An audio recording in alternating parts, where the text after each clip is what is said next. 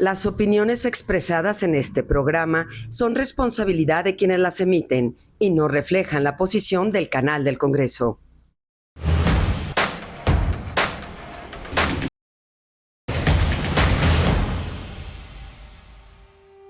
Arturo Ávila es un hombre inquieto, soñador, un hombre de lucha, de trabajo. Es un padre de familia, un hombre familiar, por supuesto. Es inquietísimo, inquietísimo. ¿Desde chiquito? Desde muy chiquito, muy inquieto. Muy contento de haber tenido esa experiencia de que la gente de Aguascalientes me hubiera adoptado, ¿no? Entonces tengo esta parte, digamos, interesantísima, ¿no? Por un lado, nacido en esta hermosísima ciudad, Sí.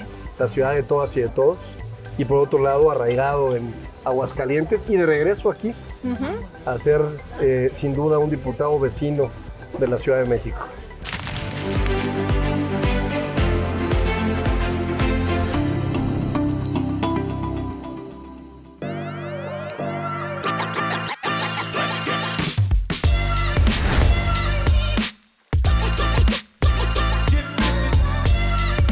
Amigos del canal del Congreso, mi nombre es Elizabeth Cano. Esto es En Primera Persona. Hoy conoceremos la historia de vida, la trayectoria y los sueños del diputado federal Arturo Ávila, actualmente vocero del grupo parlamentario de Morena. Acompáñenme.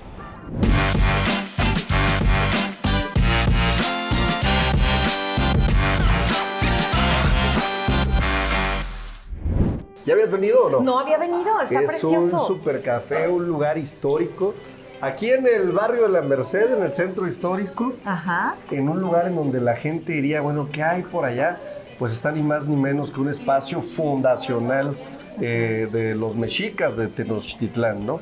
Aquí afuera es la Plaza de la Aguilita, y la Plaza de la Aguilita tiene una historia esencial y fundacional, porque tú sabrás que la bandera de México tiene históricamente, después de la propia Virgen de Guadalupe, que fue la primera bandera independencista, o es con la que se eleva, por ejemplo, el cura Hidalgo, pues tiene un águila devorando una serpiente. Y la más bonita del mundo, ¿no? ¿Qué es lo que vieron? Sin duda, la más bonita del mundo. Sí. ¿Qué es lo que vieron las civilizaciones que llegan a fundar el gran imperio mexica, ¿no? Y entonces, pues aquí es donde se dice que sucede esa situación fundacional, ¿no? Pues imagínate qué lugarzazo, ¿no? Dai, ¿cómo estás? Qué gusto verte. Lo mismo de siempre, ya lo sabes. Muchas gracias. ¿Y tú? ¿También? ¿Ya un americano? Ah, bueno, está bien. Y bueno, Arturo, un lugar lleno de historia, sin duda ubicado en el centro histórico de la Ciudad de México. Sí. Y en la alcaldía Cuauhtémoc, o sea, aquí está increíble, ¿no? Y el objetivo precisamente de venir a platicar contigo es porque te queremos conocer, Arturo. A ver, cuéntanos. Pero déjame platicarte antes de que entremos al tema de conocerme. El nuevo café Bagdad también tiene una historia que está relacionada con la llegada de una comunidad árabe, que ha sido una comunidad que sin duda se ha tropicalizado con las y los mexicanos y que le ha dado un sentido de identidad increíble, ¿no? Entonces, si bien es cierto que este espacio, que es un espacio bellísimo, bellísimo, ¿no? Lleno de atrios, de espacios, de arte, de fotografías de la Revolución Mexicana. Muchas gracias. Puedes encontrar cuadros y obra de Frida Kahlo, arriba de Botero, ¿cómo se llama? Fotografías, por ejemplo, de Pancho Villa, o sea, toda la tradición de nuestro país. La realidad es que también envuelve una tradición de la llegada de quienes en su momento, comunidades libanesas, comunidades árabes, gracias, Day, fueron desplazadas.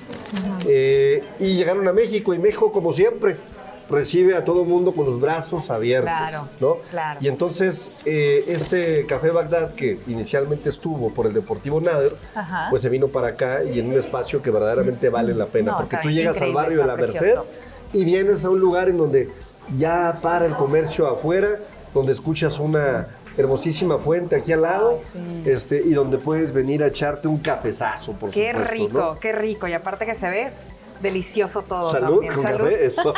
Empezando bien el día Empezando con salud. bien el día, claro. Oye, a ver, ahora sí, platícanos, ¿quién es Arturo Ávila? ¿Cómo te describes? Pues Arturo Ávila es un hombre inquieto, soñador, un hombre de lucha, de trabajo. Es un padre de familia, un hombre familiar, por supuesto. Es inquietísimo. ¿Desde chiquito? Desde muy chiquito, muy inquieto. Y te diría que me formo primero como abogado de profesión, de una familia de abogados de toda la vida, ¿no? Mi abuelo fue abogado general de la UNAM, Federico Anaya, abogados laboralistas. Y desde entonces mi bisabuelo incluso, que por cierto tenía un despacho aquí justamente, ahí nace el despacho laboral de mi familia, Anaya Valdepeña, don Gabriel Anaya Valdepeña. Aquí unas cuantas cuadras tenían el primer despacho de abogados. Y de ahí viene una tradición de abogados en mi familia que yo la seguí, aunque después, muy joven me gradué, como a los 20 años más o menos. Y después decidí entrar al mundo empresarial en algún momento determinado. ¿Y como abogado llegaste a litigar en algún momento? Sí, fíjate que fui director jurídico de la Asociación Mexicana que agrupa la industria automotriz mexicana, que se llama AMDA, ¿no? Y es bien curioso porque recuerdo todavía muy bien que acaba de salir el director jurídico de esa asociación, un hombre, Ernesto Prado, que ya falleció, pero que había durado muchos años como director jurídico de la AMDA. Y entonces mi abuelo, Federico, me dice, oye, están buscando un nuevo director en la AMDA, y yo estaba recién egresado, tenía 20 años de la carrera y era imposible la posibilidad de que yo pudiera ocupar ese espacio sin experiencia, ¿no? Pero era muy inquieto, muy estudioso, y entonces recuerdo muy bien que me dicen, oye, pues te va a recibir el presidente de la AMDA pues para escucharte, porque no cree que tengas posibilidad alguna de poder ser director jurídico de esta asociación. Me recibe un hombre de Jalisco, Eduardo Solana, y me dice, era un hombre muy chistosón, muy echado para adelante, ya sabes, con un estilo muy jalisciense, ¿no? Y me dice, yo creo que esta es una tontería, ¿no? Porque te veo y eres un niño. Me dice, pero como no me gusta cerrarle la puerta absolutamente a nadie, te doy 3 meses para que me demuestres que puedes ser el director jurídico de esta asociación. Y yo dije, en la madre, dije, pues está bien complicado, ¿no? Pero me metí durísimo a estudiar, que es algo que disfruto muchísimo, a entender muy bien cuáles eran las necesidades del sector automotor mexicano, ojo, mexicano, porque estás hablando de los distribuidores de automotores que generan muchos empleos, ¿no? Y que tienen necesidades relevantes y que están también relacionadas con el consumo, es decir, con las gentes que son consumidores de vehículos automotores usados, nuevos, mediante sistemas de autofinanciamiento, etcétera, ¿no? Rápidamente le agarramos la onda, presentamos iniciativas de ley en el Congreso en su momento, y a los 3 meses me acuerdo que me cita, y yo dije, oye, ¿será que Eduardo me va a correr o qué va a pasar? Junto con el consejo. Y la sorpresa es que me dice, oye, nos tienes muy sorprendidos porque nunca pensamos que una persona con 20 años, recién graduada, lograra o tuviera la posibilidad de quedarse como director jurídico. Dice, y no solamente eso, pensamos en algún momento que podría ser a lo mejor un abogado ayudante de un probable nuevo director, pues por eso la idea de meterte, no había ningún tema, pero estamos muy contentas y muy contentos y me ratifican como director jurídico. Entonces, de ahí entro a un sector muy importante, a los 20 años es mi primer gran trabajo, digamos, sin dejar de mencionar que antes de este primer gran trabajo yo andaba muy metido en el tema político también, siempre con la izquierda, ¿no? Sobre todo en la organización de cumbres juveniles que se hacían en Cuba, ¿no? Y que agrupaban a un número muy importante de organizaciones sociales, entre ellos el Frente Zapatista de Liberación Nacional y otro tipo de organizaciones, que creíamos que sin duda en México podía haber un gobierno mucho mejor, ¿no? Siempre muy vinculado a la parte digamos, política de nuestro país. ¿Y de dónde nace ese amor por la política, esa cosquillita por estar dentro de? Yo creo que nace el amor que alguien le puede tener a este país y de la lógica o el cansancio de haber nacido. Yo soy de una generación en donde lo primero que escuché, recuerdo muy bien, era inflación, crisis, autoritarismo, corrupción, matanzas, ¿no? Y yo luego, porque mi abuelo era un hombre al que le gustaba mucho recorrer el país en carro, y nos íbamos desde muy chiquitos a pueblear. Ese era el recorrido, agarrábamos el carro y, oye, ¿qué toca ahora? Pues ahora toca irnos rumbo a Guanajuato y vámonos a San Miguel y vámonos a Guanajuato y de paso si logramos llegar a Aguascalientes, y si nos toca pasar por toda la parte de los altos de Jalisco, pues pasemos por los altos de Jalisco, con familia, por ejemplo, en Lagos de Moreno. Entonces, siempre andábamos en esta lógica de andar puebleando para todos lados. Y yo decía, es que qué país tan hermoso, ¿no? No hay un país más chingón que este país, no hay un mejor país que nuestro país, en términos de lo que representa sus raíces históricas, de dónde venimos, la cultura milenaria, en términos de lo que representan los grandes y las grandes personas que han logrado cambios significativos y que normalmente van de la mano de los cambios del pueblo, ¿eh? O sea, siempre ahorita podemos hablar de eso, pero siempre las luchas históricas de nuestro país son como la que se vive ahorita, ¿no? Los conservadores, los que no se sienten contentos con el color de nuestra piel, los que son muy clasistas, los que quisieran ser españoles, los que quisieran que viniera a gobernar alguien extranjero, que fuéramos una colonia o una estrella más de la bandera de Estados Unidos, contra los grandes procesos que ha vivido nuestro país, como la independencia, como la reforma, como la revolución y ahora la cuarta transformación, que nos han permitido recordar que este es mucho pueblo que está arraigado y que estamos muy orgullosos de quiénes somos. Bueno, después de eso, me brinco al tema, hago una maestría en dirección de empresas en el IPADE, y de ahí me contratan para ser director general de la asociación que tenía todas las empresas de una marca francesa, de Peugeot, una autofinanciadora, una asociación de concesionarios, y soy un director general muy joven de una marca francesa. A los 23, 24 años me paga la maestría el consejo de administración de esta empresa. Y ahí hicimos una gran labor. Me acuerdo que llegó la marca a México, una marca que históricamente también ya había llegado a México en su momento, o que pretendió llegar, pero hay una historia muy curiosa porque dicen que el primer barco de su llegada antes de que yo fuera director de Peugeot, y que ahí quedó la intentona de traer Peugeot a México en los años 50 o 60, fue de un barco que se les hundió por Cuba y que lo logran rescatar, y varios de los vehículos que venían para México se quedan justamente en Cuba. Entonces tú ves muchos vehículos rescatados del hundimiento de este barco. Bueno, me toca ser director, ¿y cómo crees que me corren? ¿Qué te parece si desayunamos, hacemos una pequeña pausa y seguimos platicando?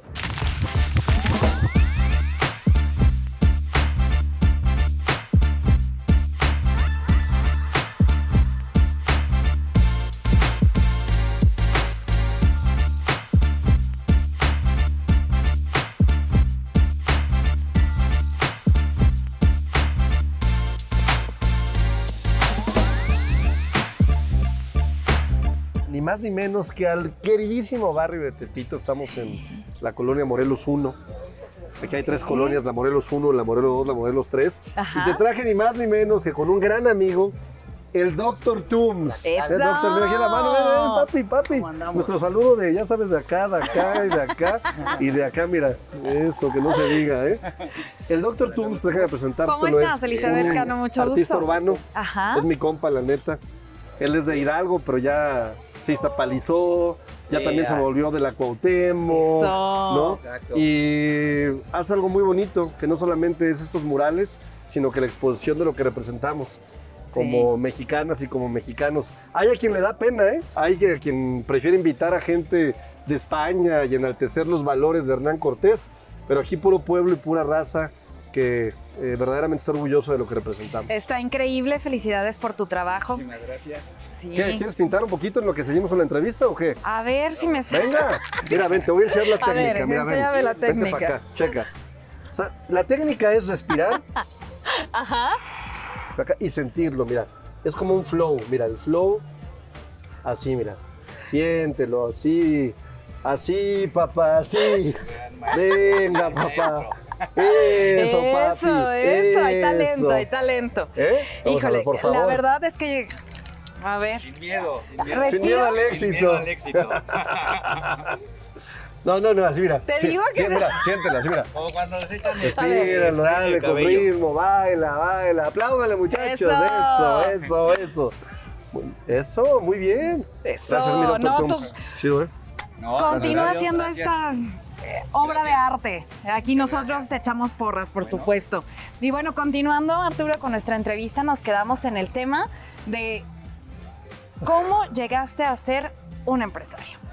Bueno, estando ya como director de la famosa marca esta francesa, Ajá. me corren de esta marca francesa. ¿Sabes ¿Por por qué qué? te corren? ¿Por qué? Tengo un gran amigo y en ese momento era, como ya te había dicho yo, que veníamos del activismo, que estábamos en contra de los pinches privilegiados de este país, queríamos cambiarlo y queremos cambiarlo todavía, por supuesto. Y entonces me dice, oye, ¿qué tanto te gustaría conocer a Andrés Manuel López Obrador?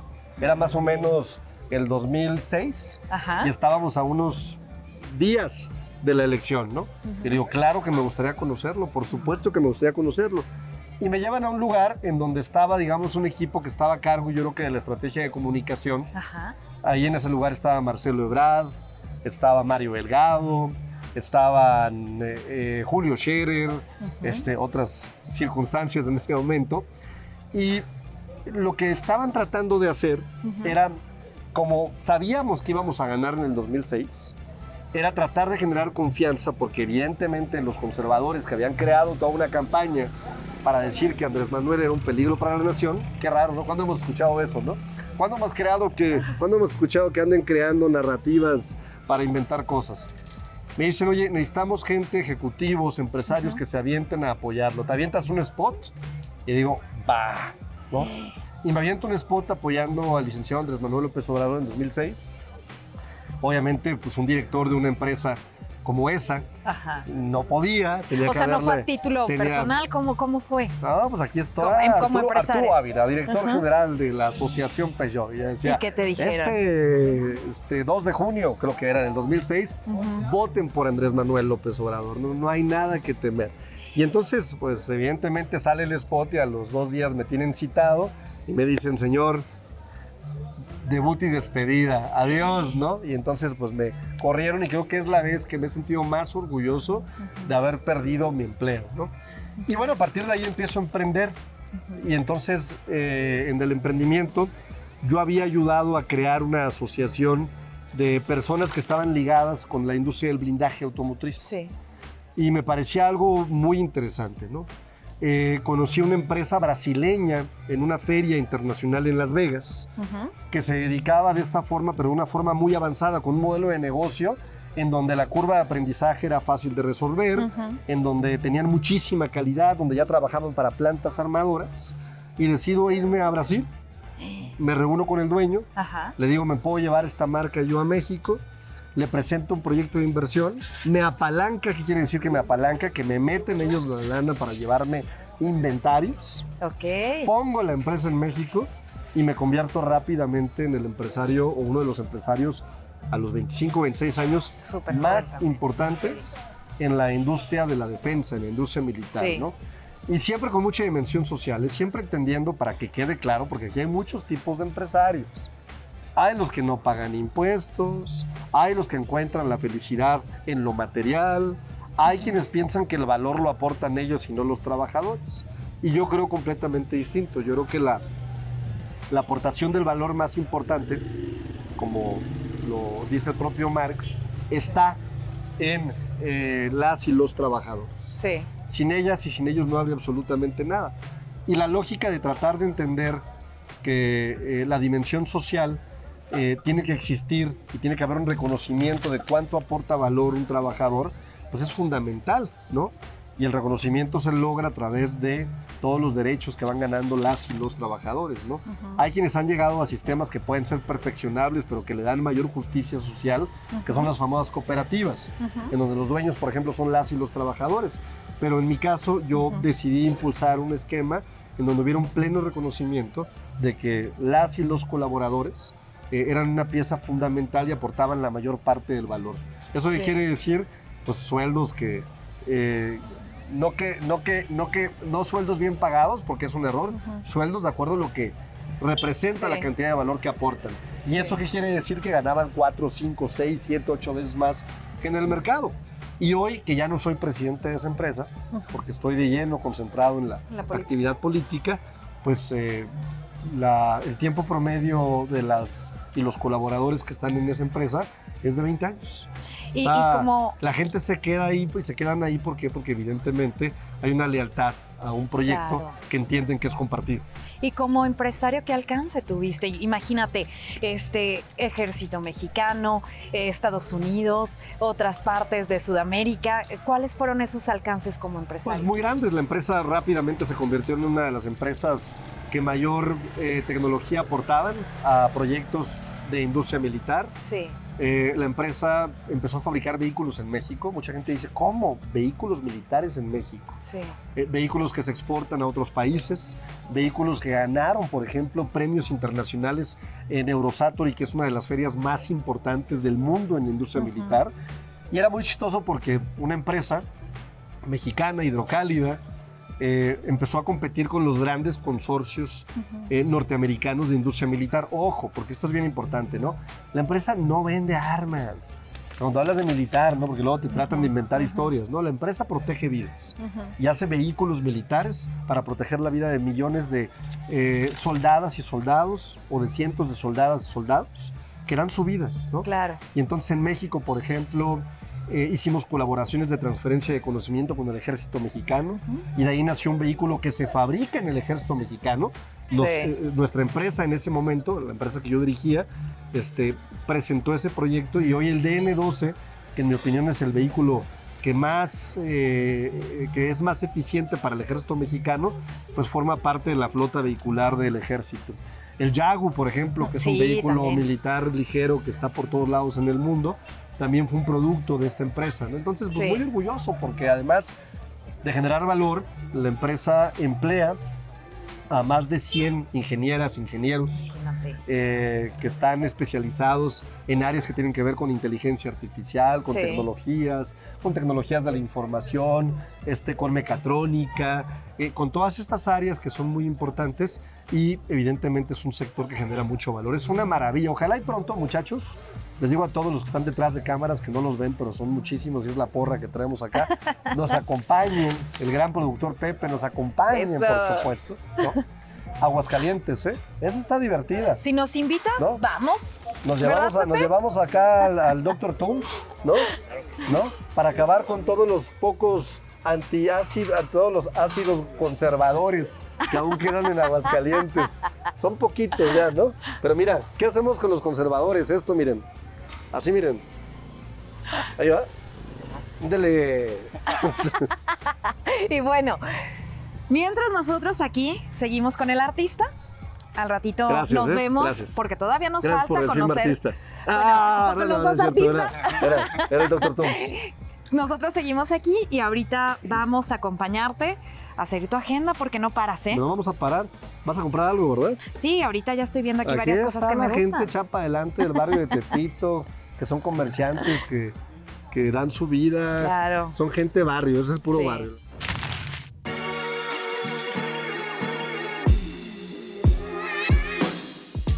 Oigan, vean nada más esta delicia. A ver, Arturo, ¿dónde nos trajiste? Cuéntanos un poquito. A ver, si vienes a Tepito, no puedes dejar de venir aquí a la pancita de la güerita, de Doña Celia. Las migas La Güera. Las migas, por supuesto, que además tienen ya 63 años de haber sido fundadas, ¿no? 63, aquí en el mismo lugar, ¿eh? Platíquenles qué era antes, Este era una paletería Y la adquirió mi abuelita, la señora Carmen López. Ajá. Pero ya no vendió paletas ni helados. ¿Qué vendió? Quiso vender el desayuno tradicional mexicano, que es la guajolota, el tamal, el atole, arroz con leche, café. Eso fue lo que vendió, pero le quedaba muy grande el local y le dijo a mi mamita, la señora Celia Patiño López, La güera. La güera. Que vendiera otra cosa. La verdad no sabemos quién le dio la receta ni por qué decidió vender migas, pero al darse Las cuenta... mejores migas de México. Qué rico. Exacto. Del qué país, rico. ¿sí o no? Exactamente, del país. Y al darse cuenta mi abuelita que era un éxito, las migas, pues le dijo a mi mamá que ya se quedara con el local. Y pues estoy hablando de hace 63 años, tercera Nada más. generación. Usted es la tercera generación. Sí, exactamente. Qué rico está todo, ¿eh? La Muy verdad. rico, muchas gracias. Pues Y aquí ya te nos traje, viene- tenías que haber venido aquí a probar las migas de la Riquísimo. güera, por supuesto. No, riquísimo. Gracias Con la tercera por recibirnos. generación. Sí, claro. Ve, caras contentas, mira, ve, por favor, Sí, pura sí, cara provechito contenta a acá. todos. ¿Eh? Y Buen bueno. provecho y aquí estamos para servirles, ¿eh? Muchas gracias. Y bueno, estamos conociendo un poco también aquí al diputado federal Arturo Y Ávila. mientras todo el mundo explica, ¿qué creen que yo estoy haciendo? Comiendo. Comiéndome mis migas. Oye, diputado, a ver, vamos a tus orígenes. Sí. Tú naces aquí en la Ciudad de México, pero te vas también a Aguascalientes. Sí. Platícanos un poquito sobre tu origen. Bueno, nazco en la Ciudad de México. Después de un tiempo, cuando empieza mi etapa de emprender, esta que te estaba platicando hace unos minutos, decido, con el crecimiento exponencial que tiene mi empresa de industria militar, poner Sí. la primer planta en Aguascalientes. ¿Y por qué Aguascalientes? Porque es un lugar extraordinario para invertir, es un estado bellísimo, hay gente buena, hay gente trabajadora, hay gente echada para adelante. Y el lugar es un centro logístico del país. Ahí hay inversiones importantísimas de Nissan, de Mercedes-Benz, industria automotriz, industria mecatrónica, industria de altísima tecnología. Entonces es un espacio donde tienes en un centro logístico muy cerca a todo. Ahí invertimos. Ok. Y entonces, de pronto, pues la gente empieza a conocerme porque ya me te diste cuenta que soy muy inquieto, ¿no? Y me adoptaron, ¿no? Y entonces, como dice Chabela Vargas, dice, oye, ya te adoptaron porque cada quien dicen que nace donde le da su chingada gana, Exacto, ¿no? exacto. Eso es Chabela, ¿verdad? Es que Sí. aquí hay una güera que nos encontramos. You speak Spanish? You speak Spanish o no? You like it? A la güera le gustó, ¿eh? Que no se diga. Bueno, Oye, perdón. y bueno, cuando llegas a Aguascalientes, ¿con quién llegas? El productor ¿Llegas dice, ya, solo? Arturo, por favor. Sé serio, Arturo. Si no es programa de comedia, Arturo, sé serio. Ya, Pepe, échate una amiga, tú también, vente. ¿Con quién llegas? A Aguascalientes llegas solo. ¿Y Sí. cómo fue ese cambio de Ciudad de México a Aguascalientes? Extraordinario, porque además Aguascalientes está muy bien conectado. Está a 4 horas y media, 5 horas en carro de la Ciudad de México. Es un vuelo de 50 minutos Sí. en avión. Es como ir de aquí de Tepito a, ¿qué te gusta? A Iztapalapa a lo mejor. No es un viaje muy cortito, la verdad es que no toma mucho tiempo. Entonces, pues muy contento de haber tenido esa experiencia de que la gente de Aguascalientes me hubiera adoptado, ¿no? Entonces tengo esta parte, digamos, interesantísima, ¿no? Por un lado, nacido en esta hermosísima ciudad, Sí. la ciudad de todas y de todos, y por otro lado, arraigado en Aguascalientes y de regreso aquí a ser, sin duda, un diputado vecino de la Ciudad de México. Y ahorita como diputado federal, ¿cuáles son tus temas, diputado? Tengo muchos, fíjate que me parece, sin temor a equivocarme, que soy de los 5 diputados con mayores iniciativas presentadas. Y cuidado, muchachos, luego a la Cámara, porque luego la oposición anda diciendo, no, es que el diputado no tiene iniciativas aprobadas. No, bueno, es un proceso legislativo que tarda. Hemos aprobado con la presidenta de México más de 20 reformas constitucionales Sí. y hemos aprobado más de 50 leyes secundarias. Y hoy tengo exactamente, si no me equivoco, 31 iniciativas presentadas. De estas 31 iniciativas, 7 ya están en dictamen a favor, 2 son reformas constitucionales y casi todas mis iniciativas tienen que ver con beneficiar a la gente, con buscar iniciativas que tengan un verdadero efecto de beneficio directo a millones de mexicanas y mexicanos. Derechos de la niñez, por ejemplo, proteger, por supuesto, los derechos de la niñez, que tienen que ver con el derecho a reparar, por ejemplo, que ha sido algo que en Europa ha crecido mucho, que tienen que ver con la ampliación de derechos para las mujeres, que tienen que ver con la ampliación de derechos para las niñas y los niños, que tienen que ver con cosas que verdaderamente son importantes. Entonces, muy bien, no hay queja. Oye, y bueno, aparte de ser diputado federal, eres vocero también del grupo parlamentario de Morena. ¿Cómo llegas a ser vocero? Me parece que estamos en un momento de dar la batalla desde la vocería. Las vocerías son para eso, para informar. Y yo he tratado de ser un vocero muy activo. Llevo 423 debates desde que tomé posición como diputado federal. ¿Y cómo te preparaste para ser vocero? Siempre he sido una persona buena en comunicación. Fui campeón de oratoria nacional cuando era niño. ¿Cuántos años tenías cuando Como empezaste en la oratoria? 12 años más o menos. ¿Y Muy por qué te chavito. llamó la atención? Me encanta. El arte de comunicarse me hace que es una cuestión que ayuda muchísimo para poder transmitir ideas, sentimientos. Claro. Pero sobre todo en este momento histórico de la transformación, para desmentir la gran cantidad de mentiras que hay allá afuera. Entonces, soy vocero, soy feliz siendo vocero, ¿no? Soy feliz representando a mi movimiento, soy feliz defendiendo a la presidenta, que no necesita que nadie la defienda, pero defendiendo su proyecto, por supuesto, ¿no? Ok, perfecto. ¿Qué legado quieres dejar como político mexicano? Yo quisiera ser recordado como una persona que aportó a que el país fuera un mejor país. A ser recordado como una persona que luchó contra todo eso que le ha hecho tanto daño a México. Ser recordado como una persona que ama a su patria y ser recordado como la persona que construyó un mejor futuro para nuestros hijos, nuestros nietos, son los que vienen, ¿no? ¿Qué más puedes dejar? Legados, porque no te llevas nada. Sí. A los que nos va a tocar, evidentemente, irnos, que somos todos, pues lo mejor que podemos dejar es un mundo mejor para los que vienen. Finalmente, el mensaje para los ciudadanos mexicanos de parte de Arturo Ávila. Que no dejen de venir a Tepito. De veras es una gran experiencia. La mejor gente está aquí en Tepito, hay que decirlo. Gente echada para adelante, gente de lucha. Y por supuesto, que sigan confiando en el movimiento de la transformación. Que no se crean las mentiras que dice la oposición.